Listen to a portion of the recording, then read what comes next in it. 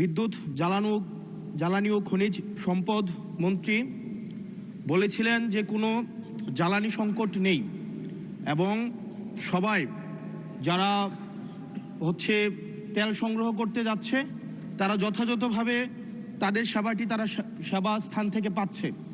কিন্তু মাননীয় স্পিকার, আমরা দেখতে পাচ্ছি গ্র্যাজুয়ালি পাম্পগুলো বন্ধ হয়ে যাচ্ছে। আজকে সিলেটের পাম্প বন্ধ হয়ে গিয়েছে।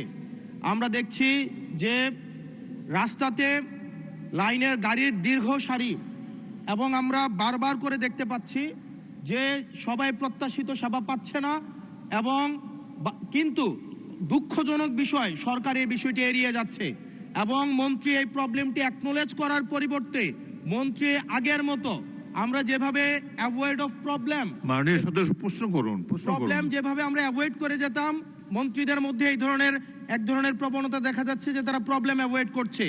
আমার মন্ত্রী মহোদয়ের কাছে প্রশ্ন, উনি কি দেখতে পাচ্ছেন না যে গাড়ির দীর্ঘ সারি এবং গ্র্যাজুয়ালি যে পাম্পগুলো বন্ধ হয়ে যাচ্ছে, সেবা কার্যক্রম বিঘ্নিত হচ্ছে, স্কুল বন্ধ হয়ে যাচ্ছে, সেই জায়গাতে উনি কবে নাগাদ এই সমস্যাগুলোর যথাযথভাবে উনি সমাধান দিবে এবং উনি প্রবলেমটি অ্যাকনোলেজ করবেন কিনা? ধন্যবাদ মাননীয় স্পিকার। মাননীয় মন্ত্রী। স্পিকার,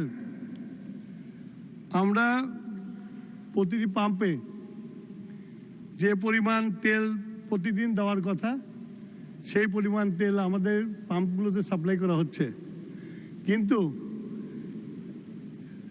ইরান ঘটনার পর থেকে হঠাৎ করে বিক্রি বেড়ে গেছে। বিক্রি বাড়া যাওয়ার ফলে যে পেট্রোল পাম্পে যে পরিমাণে তেল দিতাম একদিন 1.5 দিন লাগতো বিক্রি করতে, এখন 2 ঘন্টায় শেষ হয়ে যায়। সেই জন্য আপনার মানুষের যে প্যানিক বাইংটা শুরু হয়েছে, লাইন দেখা যায় কিন্তু পেট্রোল সাপ্লাই হয় না, এটা ঠিক না। পেট্রোল প্রতিদিন সাপ্লাই করা হয়। ধন্যবাদ মাননীয় স্পিকার।